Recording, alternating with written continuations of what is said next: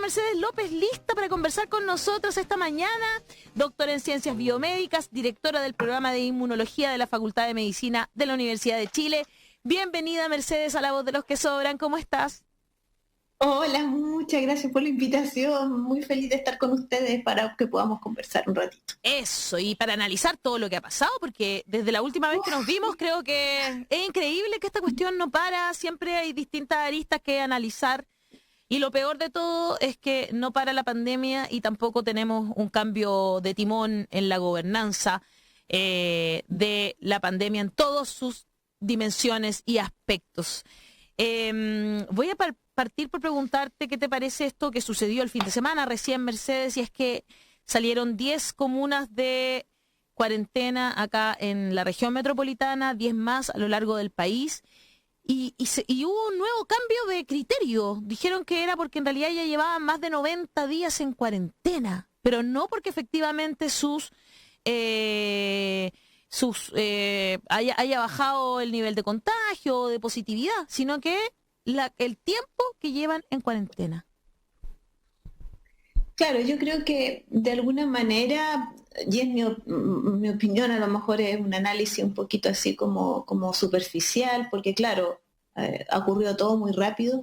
Yo creo que lo que hace la propuesta del Colmet de alguna manera es obligar al gobierno a de una vez por todas sincerar su estrategia, ¿sí? Y su estrategia no, yo creo que hay dos hechos que son notables. Uno, el ministro de Salud, ¿cierto?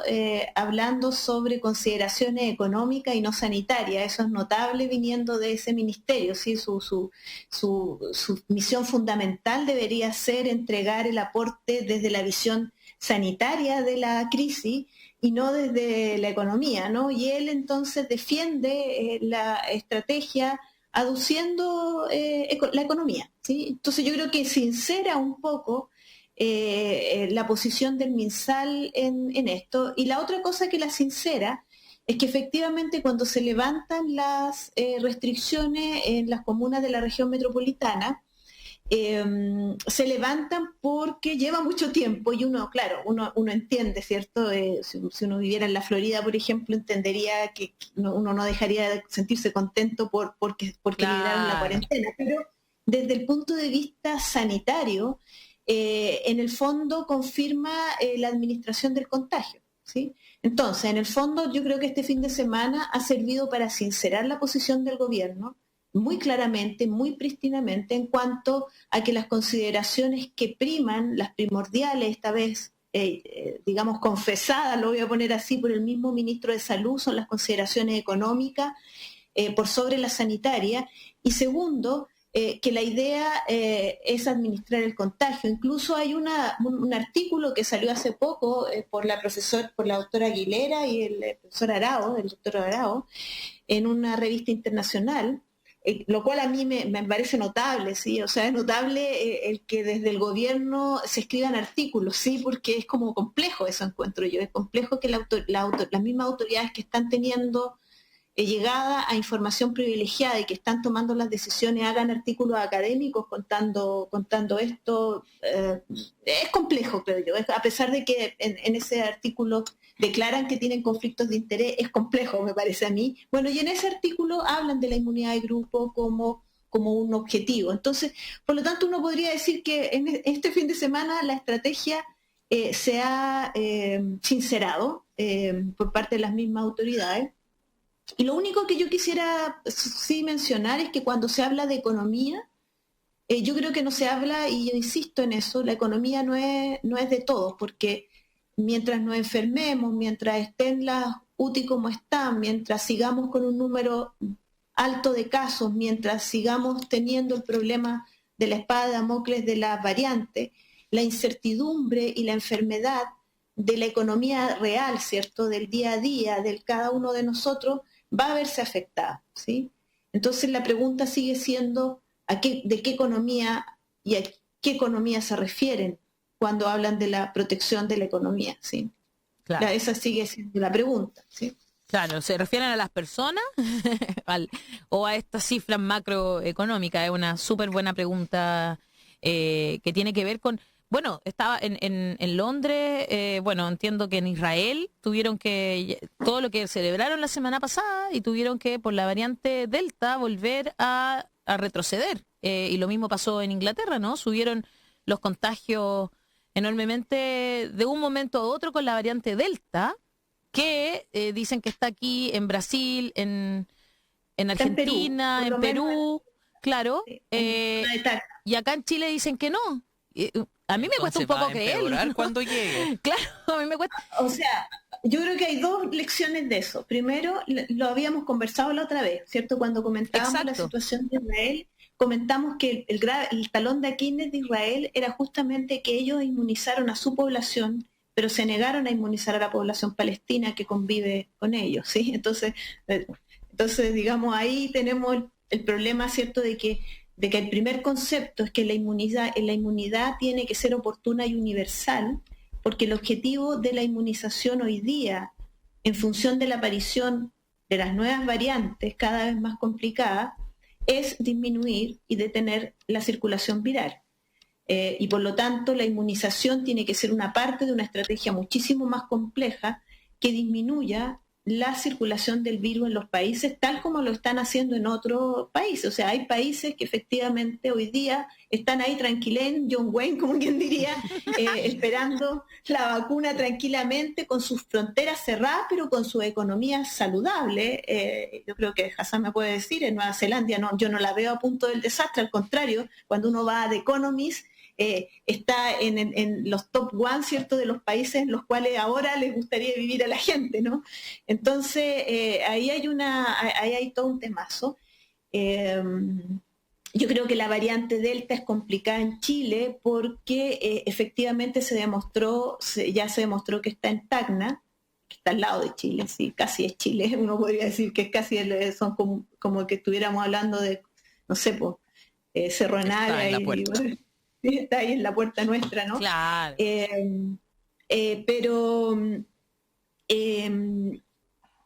el problema que tenemos en Chile es que la secuenciación, la vigilancia genómica, así como la trazabilidad, es tendiente a cero, ¿sí? O sea, o sea, existe, pero no es una vigilancia genómica. A ver, porque aquí hay dos cosas que lo hemos discutido otras veces. Claro, queremos trazar y queremos hacer vigilancia genómica, pero la trazabilidad y la vigilancia genómica no son una planilla Excel, son reales. O sea, tienen que hacerse para que funcionen, ¿entienden? No tiene que hacerse por hacerse, por decir, mira, secuenciamos tantos genomas o trazamos a tantas personas, ¿sí? No. O sea, nosotros hay que hacer esas cosas en los lugares donde se necesita y con un objetivo claro, y el objetivo claro tiene que ser detener la circulación viral. Y de nuevo lo que pasa es que son casi medidas que son para la galería a esta altura. Yo creo que son medidas para la galería, decir, mira, estamos secuenciando, mira, estamos trazando, mira, estamos testeando, mira, estamos vacunando, claro. Y tenemos tanto porcentaje de vacuna. Y hoy estamos muy felices porque los números de casos bajaron a 6.000, decía la doctora Daza. Es que lo de ayer fue... Entonces realmente uno dice, ¿en qué mundo o en qué bucle temporal están viviendo? Me gustó eso. ¿En qué bucle temporal están? Yo también creo que es paralelo al nuestro. Es paralelo. A mí me gustaría hacer un par de preguntas, Mercedes. Una, lo que pasa es que cuando tú hablas de la variante Delta, ¿qué grado de precisión tenemos, o si no tenemos, de que las vacunas Pfizer, AstraZeneca, que son las que estamos poniendo acá, la China y otra que llegó, la variante Delta no es tan eficiente, o es solamente especulativo? Esa es una. Y la segunda, ¿qué te parece a ti que se haya bajado, o sea, que se haya pasado de nivel 1 a nivel 2 en algunas comunas porque llevaban 90 días en cuarentena? Entonces la gente estaba ya con problemas psiquiátricos, no sé, de mentales. Eso fue el argumento anoche. Esas dos preguntas quería hacer. Es que partimos hablando de eso primera, un poco. Claro. Lo sé. La primera pregunta sobre la variante Delta No se sabe todavía, una variante relativamente nueva, así que no hay estudios concluyentes sobre la eficacia de las vacunas. Uno podría suponer que no tiene pudieran mucha las eficacia, vacunas ¿no? ser, Las claro, vacunas. que pudieran ser mucho menos eficaces, ¿sí? Por algunos reportes preliminares que están saliendo y porque ya sabemos que otras variantes donde se ha hecho muchos estudios, las vacunas bajan su eficacia en muchas de las variantes que ya están circulando. Entonces ahí yo quiero, Daniela, uno debería responder esta pregunta haciendo pregunta. A mí, a esta altura del partido, me gustaría que las autoridades sanitarias, el gobierno y otras autoridades, ¿sí? Autoridades institucionales, las universidades, ¿cierto? El mismo Parlamento, respondan algunas preguntas o por lo menos pidan que ciertas preguntas sean respondidas de una vez por todas. Primero, ¿cuánto dura la inmunidad que nos está brindando la vacuna CoronaVac? ¿Sí? No solamente, o sea, uno podría decir en Chile recién completamos los primeros vacunados 7 meses, pero Sinovac, la empresa que la trae, está vacunando hace mucho más tiempo con CoronaVac. Entonces la pregunta que tendría que ser respondida en base a la situación que tenemos en Chile es no solamente la eficacia de la vacuna, sino que cuánto dura la inmunidad de la vacuna, más aún cuando se nos está planteando una tercera dosis. ¿Por qué hay que hacer esa pregunta? Porque no es tan fácil responder si la tercera dosis es con más Sinovac o con alguna otra vacuna. Eso va a depender un poco de esta pregunta anterior, ¿sí? ¿Cuánto realmente dura la vacuna Sinovac? De ¿sí? hecho, hoy día habló el director del estudio de Sinovac en Chile, doctor Alexis Kalergis, acusó sobrevaloración del proceso de vacunación. En entrevista, el inmunólogo y microbiólogo aseguró que no es el momento para definir sobre el uso de una tercera dosis de la vacuna china Sinovac, desmintiendo los dichos del Ministerio de Salud, y sostuvo que se deben mantener las medidas restrictivas para evitar el aumento de casos COVID-19. Dándole la razón a lo que está diciendo Mercedes. Me alegra que Alexi haya salido por fin con esas declaraciones. ¿Sí? Se esperaba una declaración de él en ese sentido hace algún tiempo atrás. ¿Sí? La segunda pregunta es, ¿por qué no se entregan los datos debidamente granulares, o sea, debidamente desagregados, sobre el porcentaje de vacunados versus vacunados, no vacunados, con todas las vacunas, en los contagiados, en los pacientes ingresados a unidades de cuidado intensivo, en las personas muertas por comuna, por regiones, por edad? Esos datos ya están, tenemos 11 millones de vacunados, 7 millones de vacunados ya completos, entonces ya esos datos están de más, o sea, esos datos los tiene el MinSal y el Ministerio de Ciencia y Tecnología y deberían ser públicos, deberían estar disponibles para toda la población. Tercera pregunta, ¿cuáles son los acuerdos que se han llegado con las farmacéuticas en Chile con respecto a la traída de las vacunas para el próximo año? ¿Con qué empresas? ¿Cuáles son los montos involucrados? Y si tenemos alguna posibilidad de hacer nuevos acuerdos en un momento en que sabemos que hay una baja disponibilidad de vacunas en el mundo, ¿cierto? Claro. Pero que hay algunas que están saliendo. Recientemente está Novavax, que es una vacuna canadiense que ha demostrado una eficacia altísima. Están las vacunas cubanas. Abdala acaba de terminar su ensayo en fase 3 también con una efectividad bastante alta. Entonces hay nuevas vacunas que están empezando a estar disponibles. ¿Cuáles son los acuerdos que el gobierno chileno ha tomado? Y por último, es una pregunta que deberíamos hacernos como sociedad, es en las actuales circunstancias de lo que estamos viendo en los países que no han podido controlar la pandemia de manera tradicional, ¿cierto? Cortando la cadena del contagio, que es lo que llevamos diciendo en este programa hace 1 año y medio, claro. Viéndolo una y otra vez. ¿Cuál es la mirada que tiene la humanidad con respecto a las patentes y la propiedad de las vacunas? ¿Sí? En relación además a que la semana pasada también salió algunas noticias sobre la idea de desarrollar vacunas y hacerlo justamente con la empresa Sinovac China, ¿sí? A mí me parece que hay dentro mucho de paño, Chile. dentro de Chile, me parece que hay mucho paño que cortar eso, al respecto de eso, porque tiene que ver con una decisión estratégica, y aprovechando que está Daniel acá, que es una decisión estratégica de cómo vamos a enfocar la salud regional, la salud soberana regional, en función de la nueva Constitución. Y lo digo porque junto con el anuncio de desarrollar vacunas por la empresa Sinovac, si todos miramos ayer el fútbol, donde empatamos con Uruguay, parte de la propaganda que se estaba haciendo en el estadio era de la empresa Sinovac, ¿sí? Lo cual es paradójico, es un poco triste, ¿no? Que en la Copa, en las ¿En la Copa clasificatorias, América están haciendo eso? sí, pues. Si ustedes miran tanto en el partido de Argentina con Chile como de Chile con Uruguay, en las partes donde se ponen Claro, que son como a los costaditos así, ¿no?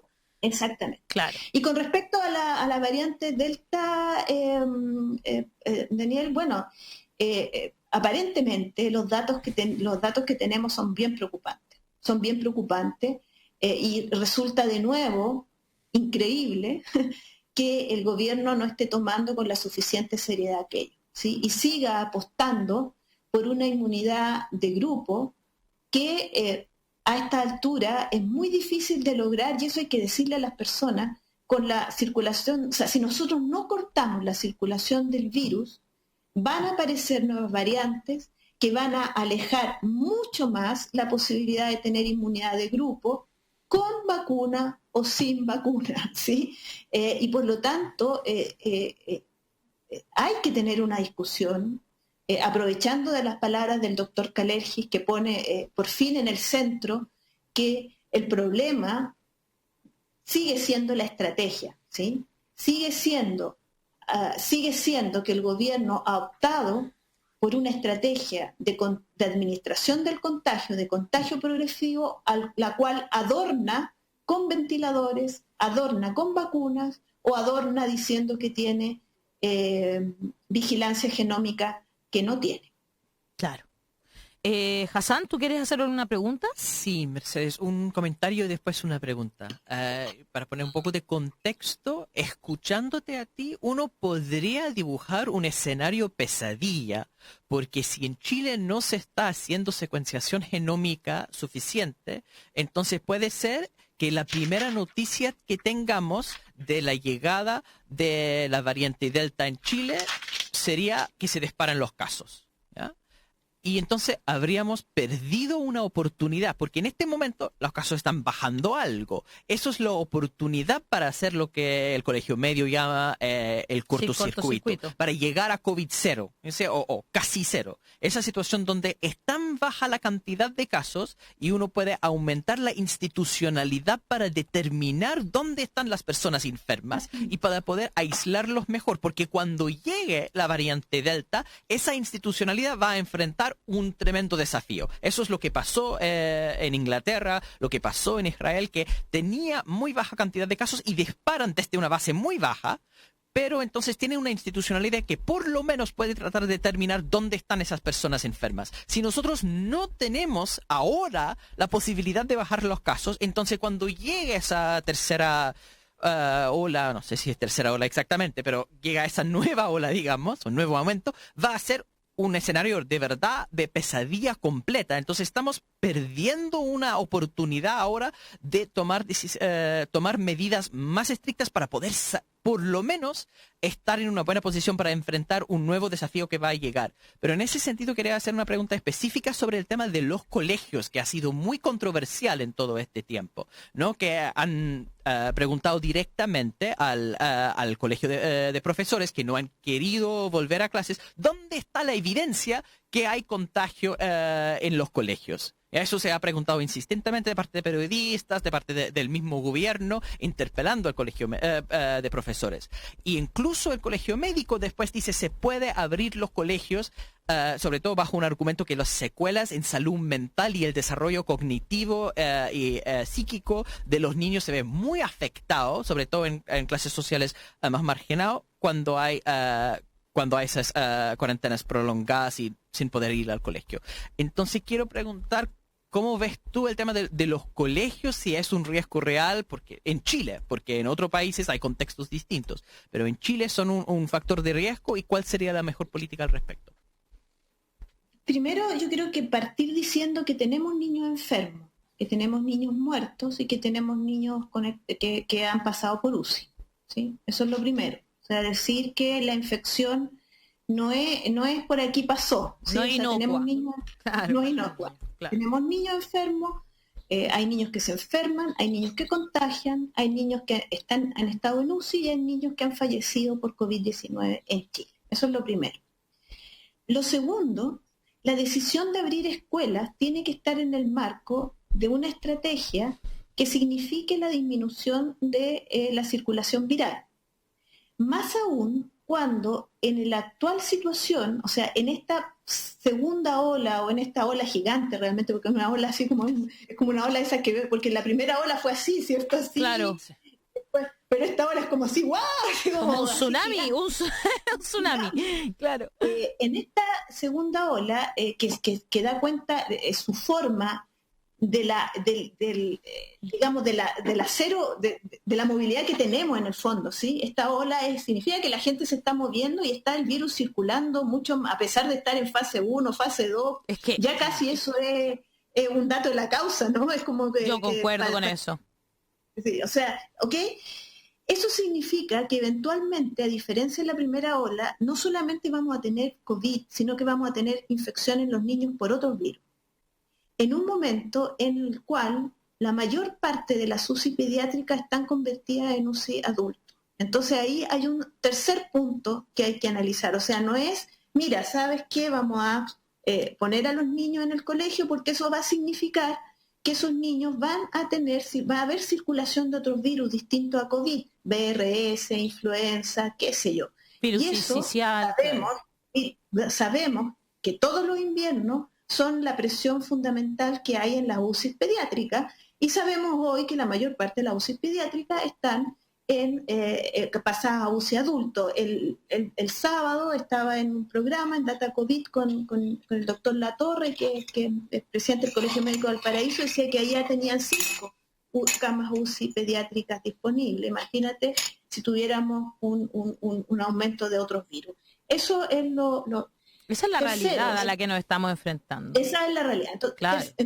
Tercero, el riesgo.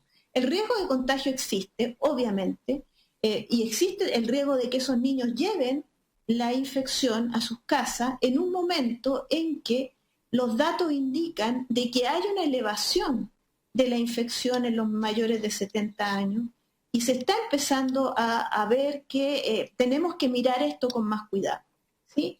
Y en cuarto término, es cierto de lo de las secuelas psicológicas, ¿sí?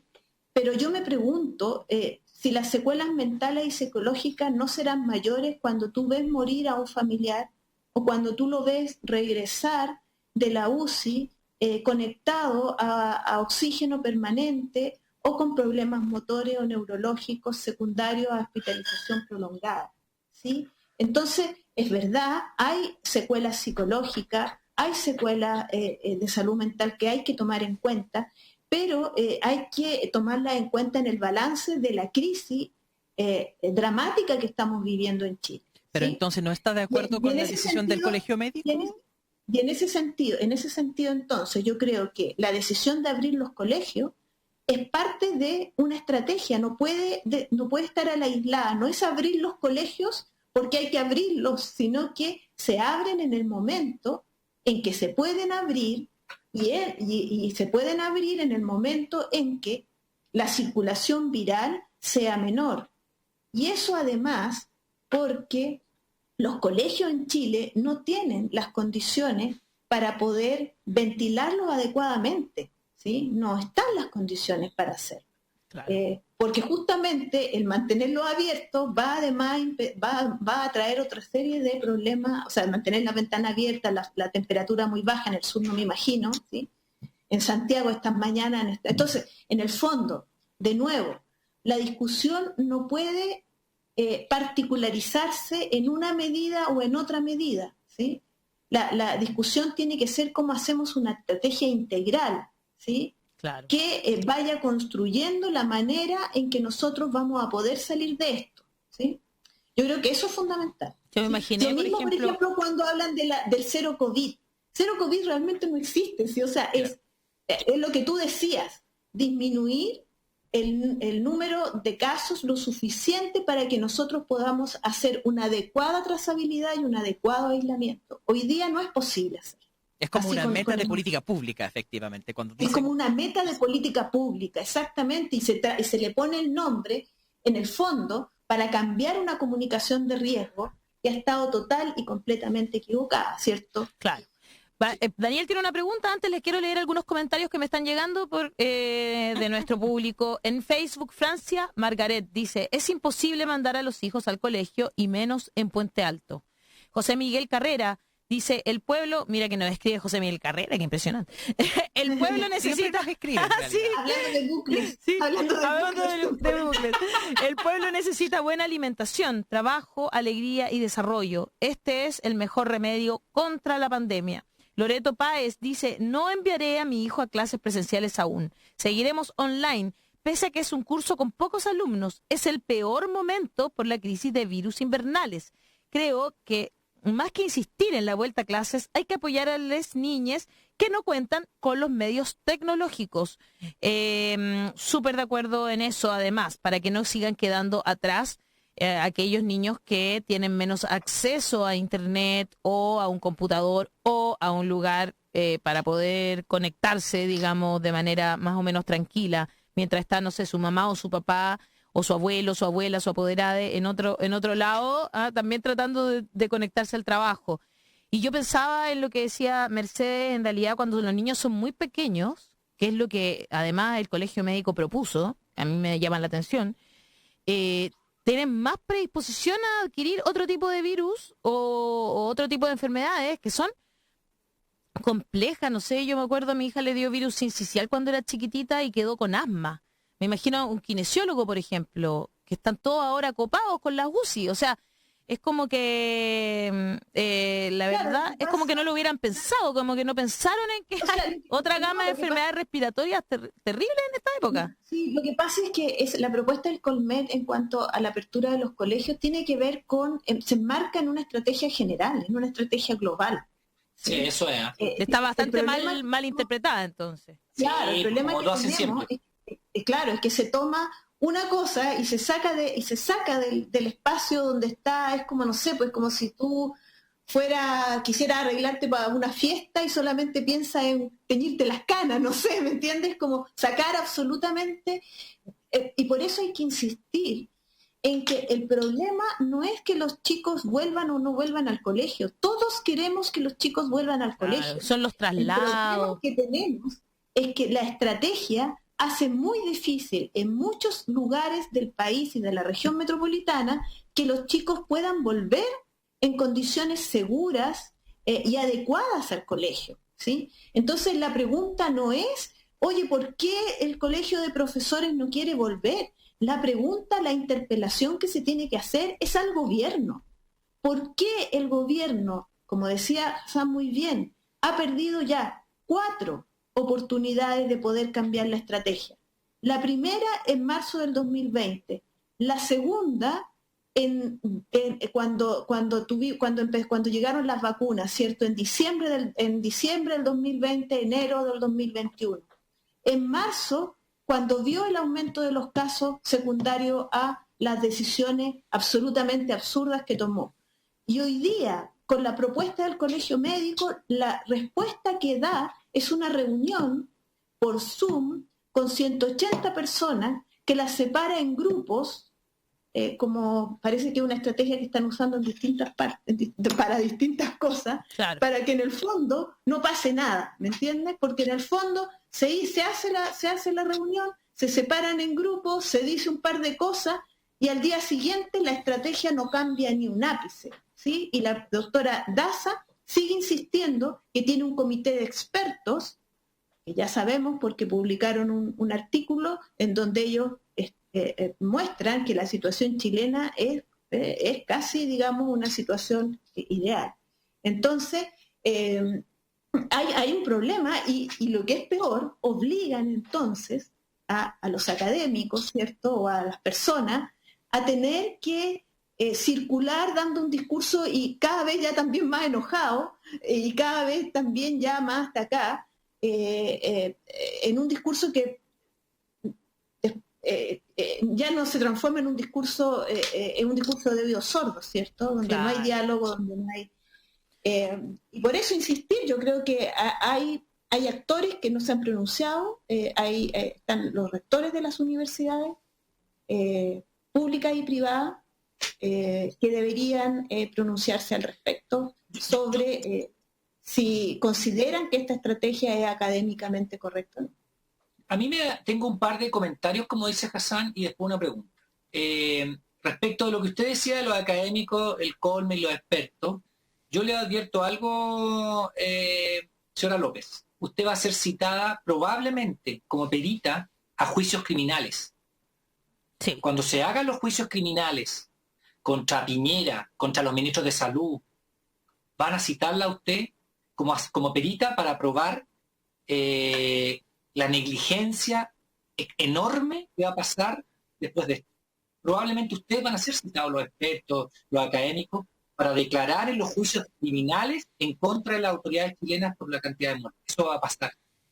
Porque obviamente no han querido escucharlo y ustedes lo han dicho y le van a decir, ¿y usted lo dijo? Sí. ¿Me puede mostrar sus declaraciones? Y van a mostrar 10 declaraciones que ustedes dijeron, el sistema no existe, hay que hacer esto, ¿y por qué no lo hicieron? Bueno, yo no puedo responder eso, pero se lo dijimos. Puede que ustedes sean citados después en los juicios del crimen contra las autoridades porque no quisieron hacer caso y hay negligencia grave con más de 40.000 muertes. Es una cosa como comentario. El otro comentario es respecto a los apoderados. Hay muchos apoderados que están desesperados por mandar a los hijos al colegio.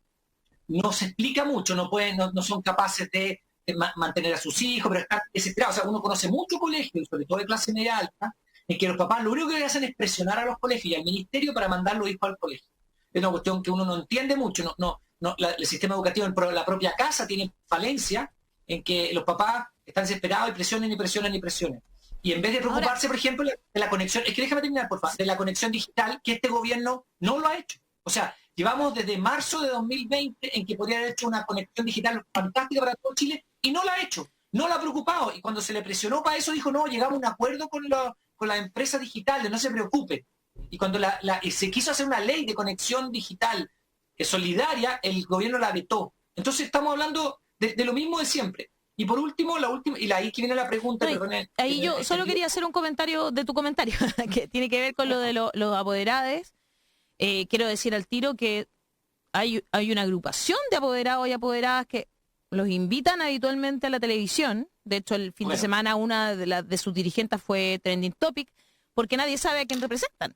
Y lo que ha investigado La Voz de los que Sobran, hicimos un artículo nosotros, y de hecho el fin de semana se volvió a viralizar, que es antiguo, debe tener unos 3 meses, es que esos apoderados y apoderadas son una agrupación donde la hija de la Roulette es dirigenta, y entonces lo que sabemos es que ellos están apoyando, básicamente son operadores del gobierno que apoyan las decisiones que tienen que ver con la vuelta a clases, digamos, que es lo que insiste el ministro de Educación, que estuvo esta mañana en un matinal hegemónico tradicional del de Mega. Esta politización de los grupos intermedios de parte de ese gobierno. Exactamente. Lo mismo que hicieron con... Pero la pregunta que quería hacerle yo a la señora Mercedes López, solo quería hacer ese acápis académica de gran renombre, es, a ver, y esto es bien como de no cachar, pero pregunta, si en marzo de 2020 Chile hubiera puesto a un grupo de expertos a hacer una vacuna, hoy día estaríamos casi entrando a fase 3.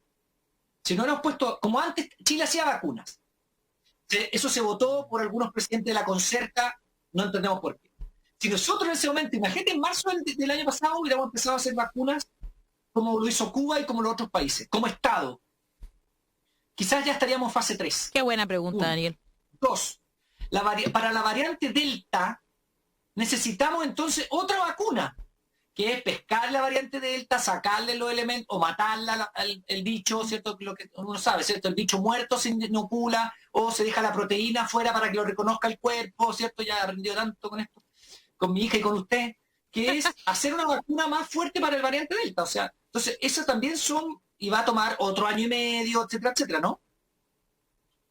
Esa es muy buena pregunta, porque yo creo que da en el clavo en lo que vamos a tener que conversar ahora, ¿sí? Yo creo que se ha manoseado harto esto del desarrollo de vacunas en Chile, ¿sí?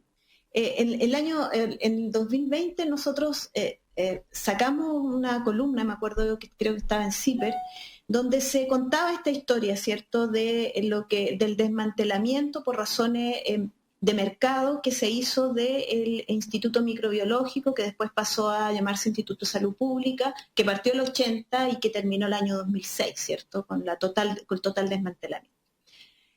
La pregunta es, ¿qué hacemos ahora, sí? Para eso hay que pensar muy bien qué hacer. Nosotros estuvimos en un conversatorio con Hassam, y Hassam me decía, mira, esto hay que pensarlo. Yo en ese momento decía, no, tenemos que producir vacunas en Chile, qué sé yo, y no sé qué. Y Hassam me dijo, mira, pero tenemos que pensarlo, me decía Hassam, todavía me acuerdo. Y claro que tenemos que pensarlo. ¿Por qué? Porque el dato que a mí me hace todo sentido es el dato de India. La India, y creo que lo hemos comentado acá, es el principal productor de vacunas del mundo. Ahí se ensamblan del 35%, entre el 32 y el 35% de las vacunas que se distribuyen a nivel mundial. Y sin embargo, hoy día no tienen la disponibilidad de vacunas que uno esperaría, siendo el primer ensamblador de vacunas del mundo, ¿sí? Por lo tanto, ahí hay un tema. O sea, el tema no es ensamblar vacunas, ¿sí? El tema no es que una farmacéutica te traiga los principios activos y tú los ensambles. Puede ser una parte del problema, pero no basta con eso. Cuando uno dice, mira, vamos a desarrollar vacunas en el país, uno empieza a mirar que a lo mejor la respuesta es más bien regional que nacional. Y lo que uno debería tener, nosotros tenemos países en Latinoamérica que tienen plataformas que permiten ensamblar y producir vacunas. Tenemos México, tenemos Argentina, tenemos Brasil y tenemos Cuba, que además las desarrolla, ¿sí? Porque hay que desarrollar, ensamblar, producir y ensamblar, que son cosas que no son todas iguales. Entonces nosotros en América Latina tenemos países que tienen expertices para hacerlo. Y por lo tanto lo que uno debería plantearse, si uno quisiera tener una mirada de largo plazo, es una plataforma regional de vigilancia epidemiológica, que incluya vigilancia genómica de nuevos microorganismos, virus, bacterias. Tenemos el Zika, por ejemplo, que anda dándose vuelta, ¿cierto?, etcétera, de vigilancia inmunológica y de desarrollos de nuevas vacunas regionales, porque yo me pregunto, ¿qué hubiera pasado si el COVID realmente hubiera tenido un comportamiento como el ébola, por ejemplo, y se hubiera introducido en América Latina? ¿Ustedes saben cuánto se demoró la vacuna contra el ébola, la vacuna de RNA contra el ébola, que para COVID se demoró nada? 10 años. 10 años se demoró la vacuna contra el ébola de RNA para... ¿Por qué? Porque el problema afecta a los países africanos. Claro, porque son pobres y no tienen cómo acceder a las vacunas. Tienen un mercado que es un mercado que tiene que ser subvencionado y es un mercado limitado.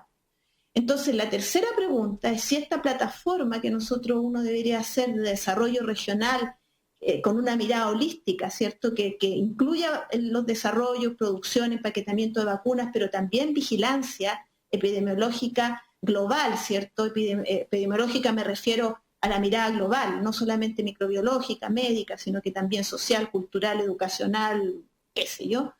Se tendría que discutir la propiedad de las vacunas, ¿sí?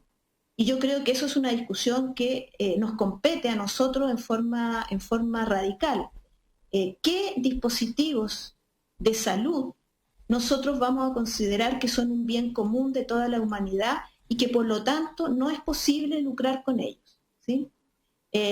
Y si bien la iniciativa COVAX es una iniciativa, poderosa y muy bien intencionada, no pone en el centro el problema central, que es la propiedad y el lucro este tipo de tecnología. Yo creo que Lo que pasa es que frente a eso uno está sorprendido de que la Comunidad Europea no haya dicho, como Comunidad Europea vamos a hacer entre nosotros una vacuna a nivel estatal que no tendrá precio y será gratis para toda la Comunidad Europea. Uno le extraña, ¿por qué? Porque ellos sí pueden hacerlo, tienen la tecnología, tienen el desarrollo, la producción, el ensamblaje rápido, si hubieran querido como Comunidad Europea, y no lo han hecho.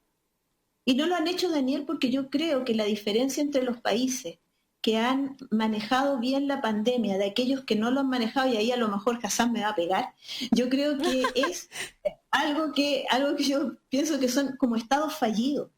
Yo creo que nuestros países, cuando el neoliberalismo, digamos, se mete como una ideología totalitaria, destruye también el sentido del Estado que empieza a dejar sus funciones en manos de los privados, y cuando se encuentra con digamos, situaciones de emergencia de esta naturaleza, es incapaz de retomar, ¿cierto? Es incapaz de hacerse cargo, porque simplemente perdió las garras, ¿sí? Perdió la cultura, perdió las relaciones, perdió la forma, perdió la idea. Aunque es un problema más bien global, ¿cierto?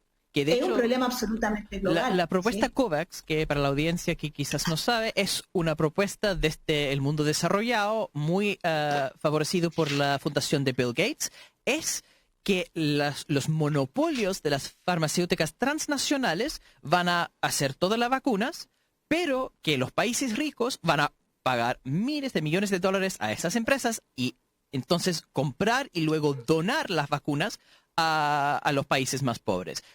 Tenían una meta de 2.000 millones de dosis para este año. Están en 7% esa meta. Fracasó completamente esa cuestión y todavía están negando la posibilidad de producción local a través de ayudas obligatorias de esas transnacionales para la producción genérica. Entonces, esa ideología neoliberal es mucho más fuerte. Claro, y en el fondo hay una discusión que nosotros tenemos que tener, porque cuando nosotros decimos, mira, en la nueva Constitución nosotros vamos a discutir sobre el desarrollo de la ciencia, tenemos que discutir qué es lo que entendemos por ciencia y tecnología en Chile.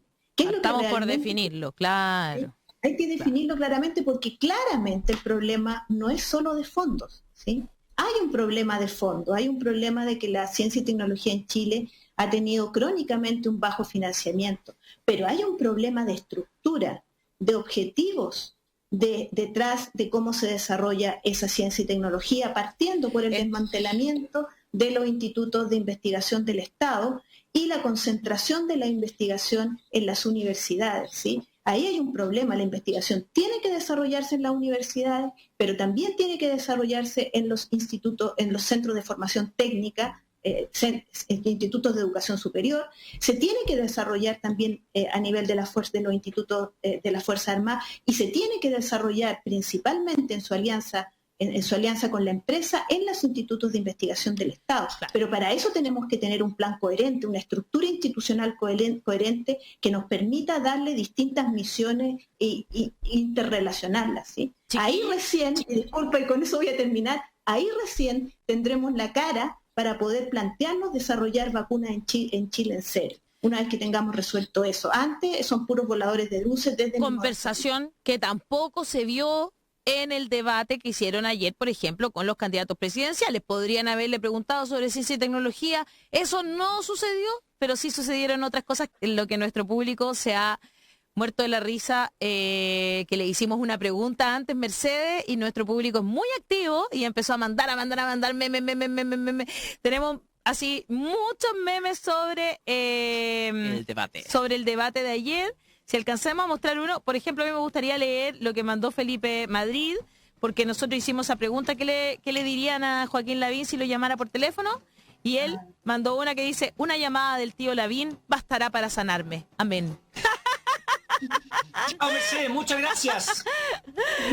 Mercedes López, muchas gracias por estar hoy día de nuevo, sí, y además analizar tan profundamente siempre desde un punto de vista también tanto político. Que aprendo con la Mercedes yo. Epidemiológico, pero también político, como tiene que ser realmente lo que está pasando hoy en nuestro país. Un abrazo, Mercedes, muchas gracias. Ahí estamos, seguimos viendo algunos. Hermano, me llamó tío Lavi. Chao, Mercedes. Apaga el pito, ya. Apaga el pito. Ya, tienes problemas.